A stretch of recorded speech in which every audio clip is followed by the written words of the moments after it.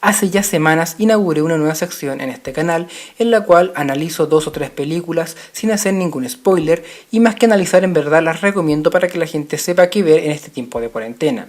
Una de esas películas fue El Hoyo y le hice esta reseña porque la primera vez que la vi en verdad no creí que fuese necesario entrar a mayor profundidad.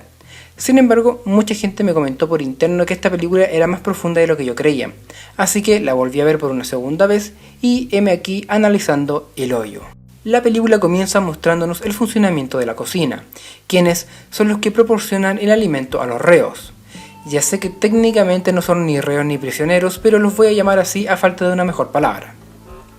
Y sin más, Goren despierta por primera vez dentro del hoyo para entablar una conversación con su compañero de celda, Trimagasi.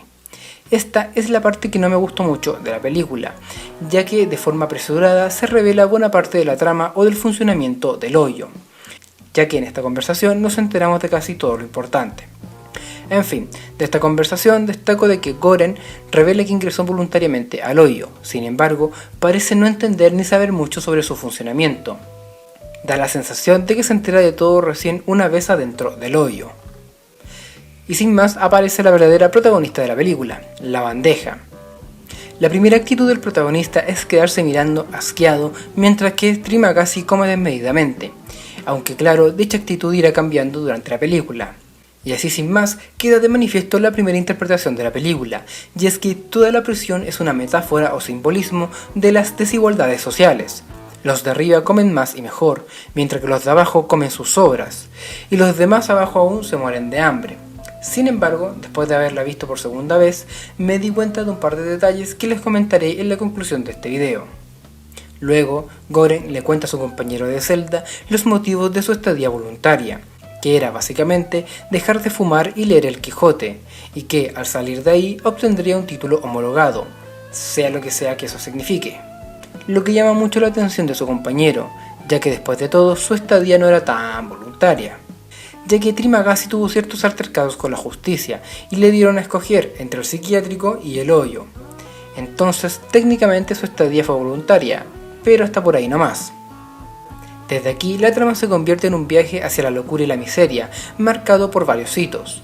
El primero de ellos es la aparición de Miharu, una especie de leyenda urbana quien bajaba a todos los niveles en busca de su hijo, concebido dentro del mismo hoyo. Ok, eso sonó feo, pero ya ustedes me entienden.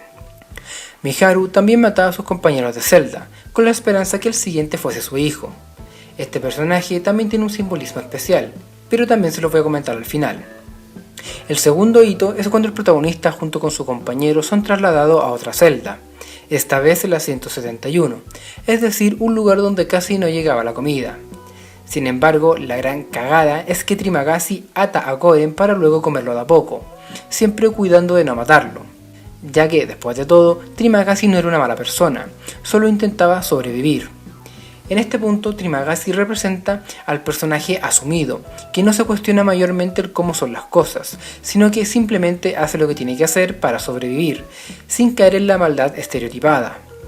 Por esto mismo, Trimagasi le dice a Goren que lo ataba en parte porque sabía que solo era cuestión de tiempo para que ambos perdieran la cordura y perdieran la confianza en el otro, por lo que en el fondo actuaba de forma preventiva. Y destaco esta escena en la cual Trimagasi confiesa que actúa motivado por el miedo. ¿Es usted puto asesino? No. Soy alguien que tiene miedo. Y resulta interesante cómo el miedo condiciona mucho nuestro actuar en la sociedad. Por ejemplo, el constante miedo de los ricos a que les quiten sus bienes, o ahora en tiempos de crisis, el miedo al desabastecimiento o el miedo a ser contagiados. Y también está el miedo a la muerte, pero eso tal vez es un poco más filosófico que social, sin embargo no deja de ser interesante. También resulta interesante cuando Goren le dice a Trimagasi que lo responsabilizaba a él, y solo a él, por comerlo vivo, no a la prisión ni a la administración por ponerlo ahí. Lo que me recordó a esta clásica discusión sobre la responsabilidad de los individuos, en el sentido que sí, por ejemplo, los ladrones o asesinos o estafadores actúan netamente por su culpa, ya que pueden escoger libremente su actuar, o es culpa de la sociedad, que los motivó o que los obliga a actuar así, o tal vez es un poco de ambas.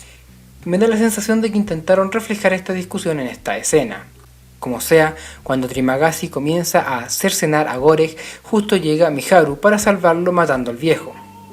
E irónicamente, los miedos de Trimagasi se hacen realidad por sus propios actos. Tras esto, pasamos a una escena que nos recuerda la pulcritud con la que trabaja la cocina, lo que contrasta grandemente con las paupérrimas condiciones en que viven los prisioneros. Tras esto, el protagonista comienza a alucinar con Trimagasi, quien pasa a convertirse en una especie de conciencia. De cierta forma, esto simboliza que Gorek ya se parece un poco más a Trimagasi, adquiriendo ciertos rasgos de él. Esto se reiterará en otros compañeros de celda que también morirán. Luego, asumimos que pasó un mes, ya que Gorek es trasladado de celda y conoce a su nueva compañera, Imogiri, quien solía trabajar para la administración y decidió ingresar voluntariamente al hoyo. ¿Por qué haría algo así? Luego nos enteraremos que este personaje tiene cáncer y decidió ingresar al hoyo con la esperanza de poner orden y generar un cambio dentro de los prisioneros. Si bien no se especifica, se desprende que ella estaba al tanto de los vejámenes que se llevaban a cabo dentro del hoyo, lo que le habría motivado a ingresar. Este nuevo personaje representa el optimismo utópico de algunos luchadores sociales, creyendo que los propios prisioneros podrían organizarse de forma voluntaria para que todos comieran su justa ración, que los de arriba consumieran lo justo y necesario para que no les falte nada a los de abajo, lo que ella llamaba solidaridad espontánea. Sin embargo, su misión no será tan fácil de cumplir. Finalmente su plan funciona, pero no por los motivos que ella pensaba, ya que la solidaridad no nació de forma espontánea como ella quería, sino que fue impuesta por medio de amenazas. Esta analogía se puede entender como que, si quieren repartir o redistribuir los bienes dentro de la sociedad, ello deberá ser necesariamente por la fuerza, pues no habría otro camino. El siguiente hito transcurre un mes después, con el protagonista despertando en la celda 202, es decir, donde no llega casi nada o derechamente nada de comida, lo que lo lleva a perder la cordura, sobre todo porque su compañera de celda se suicida ahorcándose, en un claro gesto de amabilidad, ya que de esta forma Gorek podría alimentarse de su cuerpo, así de loco. En fin, lo importante de Imogiri es que se mantiene fiel a su pensamiento hasta el final. Y al igual que con Trimagasi, Gorek empieza a alucinar con ella, lo que simboliza que de alguna forma él ya adquirió parte de su personalidad, lo que también se representa gráficamente por el hecho de que Gorek se la come. Esta locura parecería ser superada cuando al siguiente mes despierta en la celda 6, ya que al estar tan arriba parecería que todo ha mejorado, pero a su nuevo compañero le sobra el entusiasmo y pretende subir hasta el nivel 0. Sin embargo, los de arriba, siendo que lo podían ayudar con algo tan simple como dejarlo subir, se cagan encima, literalmente. Con todo, el enérgico entusiasmo de Barat le servirá de ayuda. Luego de otra alucinación, con ya 2 compañeros muertos, Gorek tiene una especie de epifanía, lo que lo lleva a racionar el alimento para que todos los prisioneros puedan obtener su porción, idea nacida claramente desde Imogiri. La idea era que al terminar el recorrido de la bandeja, aún quedara comida sobre ella, y así romper con la lógica del hoyo. ¿Qué implicancias tendría esto? En verdad nunca queda del todo claro. Era una victoria ideológica más que nada, ya que nunca dejan claro qué consecuencias tendría. De cierta forma sería un simbolismo de que le habrían ganado al hoyo, en otras palabras, una forma de ganarle al sistema. Y la secuencia que le sigue es una especie de barrido por muchas clases sociales. Y esta vez no hablo de clases altas y bajas, sino de tipo de personas que podemos encontrar dentro de la sociedad, como el egoísta del clásico pensamiento de si a mí nadie me ayuda, entonces yo no tengo que ayudar al resto, y a un viejo sabio que los guía en su cruzada. Y en el resto de la secuencia queda más clara la analogía al socialismo, ya que por medio de la fuerza obligan a los de arriba a abstenerse de consumir ciertos bienes sobre los cuales creen tener el derecho, para luego repartirlo con los de abajo. Y digo que los de arriba creen tener derecho sobre estos bienes, ya que en verdad solo los pueden consumir por haber tenido la suerte de despertar en un piso superior, no es como que se lo hayan ganado ni nada. Y conforme van descendiendo, más se acercan a la miseria y deshumanización de los prisioneros, quienes representan la pobreza extrema y su indignidad. Esta secuencia se detiene por segunda vez en el piso que se encuentra Namiharu, quien justo era devorada por otro prisionero. Gorek, quien ya sentía una especie de afecto hacia ella, se abalanza para salvarla, enfrascándose en una pelea de la cual saldría muy mal herido, al igual que Barat. Pelea que no sirve de nada ya que de todas formas Miharu fallece. Finalmente, ambos compañeros llegan a la celda 333. Intenté averiguar si este número significaba algo en la numerología o algo, y resulta que representa la luz y la esperanza. Y tal vez, solo tal vez, esté relacionado con lo que encuentran en esta celda, pero honestamente no creo, porque no me hace mucho sentido. Lo que sí me hace sentido es que en aquella celda encuentran a la hija perdida de Miharu, quien, según Imogiri, era solo un mito.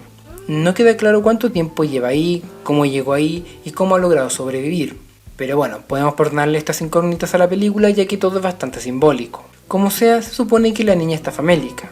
Y digo se supone porque en verdad la niña se ve bastante bien. El punto es que ya no quedaba comida para darle, excepto por el mensaje que le querían dar a la cocina, es decir, la panacota. Por lo que el protagonista decide dársela para que la niña comiera. Este hecho pasó inadvertido, pero la verdad tiene bastantes alcances, ya que este póster era todo el mensaje que querían darle a la cocina. Sin embargo lo pierden, pero no lo pierden por irresponsables o porque fallaron, sino que lo pierden de forma voluntaria para salvar la vida de una niña. ¿Qué hubiese pasado si lo hubieran dejado morir solo por llevar su mensaje a la cocina? Habrían sido hipócritas, ya que habrían contravenido toda su filosofía o ideología. Es decir, habrían sido fundamentalistas, que hacen todo lo necesario para imponer su pensamiento. Moralmente no habrían sido mucho mejor que la administración, ni de aquellas personas que no querían ceder su alimento. Ellos ya habían impuesto sus ideas por medio de la fuerza, eso sí, pero este era su límite, no iban a dejar que una niña muriera de hambre. Con todo, su plan tampoco falla del todo, ya que ahora ese era el mensaje, el hecho de haber cedido su alimento para salvar a la niña, ya que eso también dejaría en jaque a la cocina, quienes no concebían la idea de que los prisioneros cediesen su alimento. Pero, ¿cómo la cocina podía enterarse de ello? Esto se responde cuando nuevamente Gorek alucina con los ya fallecidos, Trimagasi e Imogiri, y ahora se les unía Barat. Los tres fantasmas, por así decirlo, le dicen que ahora la niña era el mensaje, y esto simboliza todo lo que ya les he dicho, pero sobre todo porque se suponía que no podían haber menores de 16 años en el hoyo, y el que esta niña llegara a la superficie implicaba que las cosas no funcionaban como ellos creían, y que no era un sistema perfecto como ostentaba serlo. Y el final es abierto, ambiguo y vago, pero como ya les dije en mi reseña anterior, el final es así porque es fiel a la película misma, manteniendo su misticismo.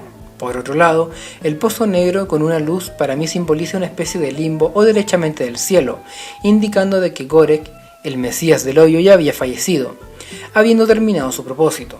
En cuanto al propósito del protagonista, nunca queda claro si fue planeado así desde antes que entrara al hoyo. Esto se puede entrever en las conversaciones que Gorek tiene con Imogiri, cuando dan a entender que tal vez ella, al ser parte de la administración o al haber trabajado en la administración, había escogido con quién compartir celda, y lo habría escogido a él por ser bueno. Sin embargo, esta idea solo se sugiere y nunca se cierra del todo, y me parece legítimo cuestionárselo, ya que desde un inicio el protagonista no parecía tener la intención de cambiar ni demostrar nada dentro del hoyo. Como les dije, el propósito del protagonista parecía ser más bien tomárselo como una especie de retiro, dejar de fumar y poder leer El Quijote. Este propósito o esta meta se va forjando en el transcurso de su estadía en el hoyo, y también está motivado o forzado por las vivencias que tiene en este mismo. Y después de haber resumido toda la película, he aquí mi interpretación de la misma. Como yo lo veo, el hoyo va más allá de la metáfora obvia o simplista y está lleno de matices que la hacen una cinta rica para analizar detenidamente. Y digo que va más allá de lo evidente, pues no se limita a decir que los ricos son malos porque tienen dinero y explotan a la clase pobre y obrera, la cual es intrínsecamente buena e inocente. No, sino que establece un escenario mucho más complejo y repleto de matices, mucho más cercano a la realidad y a la vida misma. En ese sentido, yo interpreto al hoyo como un juego, pero no en el sentido de que la gente compite por un premio, sino en el sentido de que la gente compite en virtud de ciertas reglas. Solo que no hay un premio o un ganador claro. Lo digo en el sentido como cuando alguien entra a la política y le dicen que entró al juego. A eso me refiero. Si lo piensan bien, uno mismo está inserto en una sociedad solo por el hecho de haber nacido en un determinado lugar y momento, pero no es algo que se escoja mayormente, a menos que uno decida mudarse, y la desigualdad es un elemento intrínseco de la sociedad y nos va a afectar nos guste o no. Por el contrario, los prisioneros del hoyo sí escogieron entrar ahí. Su voluntad puede ser más o menos discutible o cuestionable, pero al fin y al cabo fue su decisión. De cierta forma, ellos escogieron entrar al juego de las desigualdades sociales, a ser partícipes de ella, cada uno por sus propios motivos personales. Por ejemplo, Gorek quería tener su título homologado, lo que puede representar al mundo académico que pretende acercarse y comprender la pobreza y la forma de acabar con ella, cuando en verdad lo único que hacen es turismo social, al estudiar las desigualdades sociales desde la comodidad de sus escritorios, sin involucrarse mucho en ella. Aunque claro, en el caso de este personaje, ello irá cambiando conforme avanza la película. Trimagasi, por su parte, representa a quienes se ven acorralados a tomar un camino que no es de su preferencia, por no tener muchos privilegios. Con esto tengo en mente, por ejemplo, el caso de Martín Larraín, que por el hecho de ser un hijo de un político famoso y millonario, salió libre de polvo y paja a pesar de haber cometido un crimen. Si a una persona como yo le pasara eso, le faltaría tiempo para meterme en la cárcel. Y esto se vería reflejado cuando Trimagasi cuenta que a él lo hicieron escoger entre el psiquiátrico y el hoyo. Pero más que nada resalta lo que ya les dije anteriormente, y es que Trimagasi es esas personas que hacen lo que tiene que hacer para lograr sus objetivos, sin cuestionarse mucho la moralidad de sus actos. Y luego tenemos a Imogiri, quien tenía la idea de que la gente podría cooperar voluntariamente para racionar la comida, representando a aquellos idealistas que buscan la justicia social, otorgada por la misma sociedad, y no por una imposición autoritaria. Como verán, representa a un pensamiento ingenuo y utópico, y a pesar de ello, al final, después de su experiencia, termina desilusionándose de su propia mentalidad, ya que llega un punto en que ella confiesa que absolutamente todo le daba lo mismo. En cuanto a Bharat, si bien no quedan claros sus motivos de ingreso, se puede entrever que son motivos religiosos. Por su parte, Miharu representa el caos, el elemento asocial o antisocial, a aquellos que no respetan las normas sociales y que están dispuestos a todo con tal de lograr sus fines particulares, sin abanderarse en una ideología o religión. Miharu vendría representando el anarquismo puro. Y a mi juicio, lo más interesante de la película es que estos arquetipos no se pueden identificar con una clase social. Piénsalo, alguien como Gorek podría ser un intelectual de clase media, alta o incluso de clase baja. Lo mismo sucede con alguien tan frío y hasta cierto punto mezquino como Trimagasi, quien perfectamente puede identificarse como una persona pobre o como un millonario, y así con todos los personajes. Y esta idea se ve reforzada por el hecho de que diversos personajes van subiendo o bajando de nivel, lo que es un claro simbolismo que lo determinante en una sociedad es la calidad de las personas que la componen, no de sus clases sociales. Una misma personalidad o arquetipo puede insertarse en distintas clases sociales. En otras palabras, podemos tener un villano pobre o un villano millonario, y asimismo podemos tener un héroe de clase baja como un héroe millonario tipo Bruce Wayne.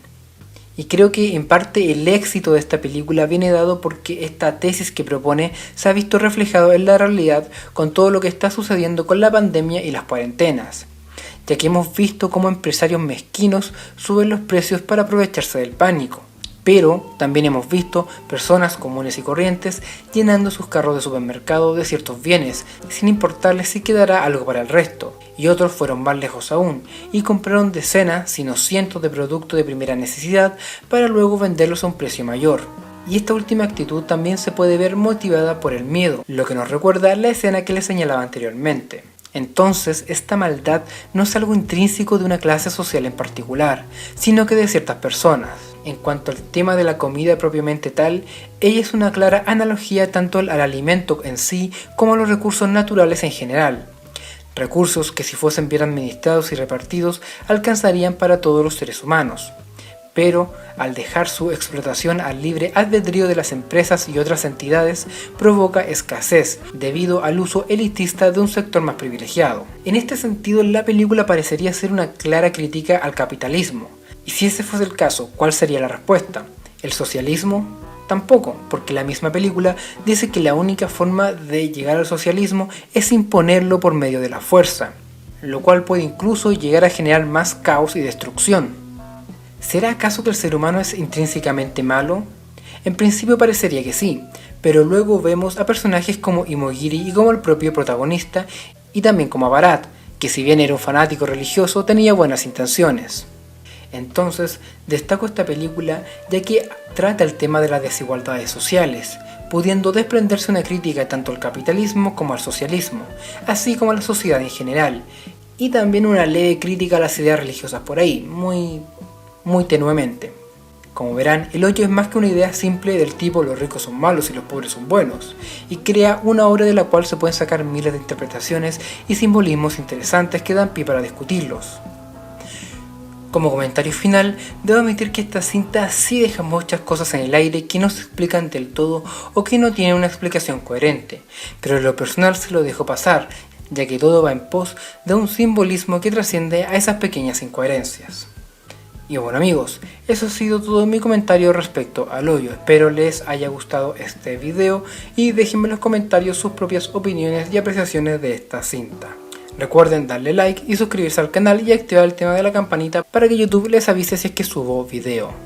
También puedes seguirme en Instagram, en donde intento subir mucho material, y también en Twitch, donde hago directos hablando de todo un poco. Eso ha sido todo por esta semana y nos vemos la próxima.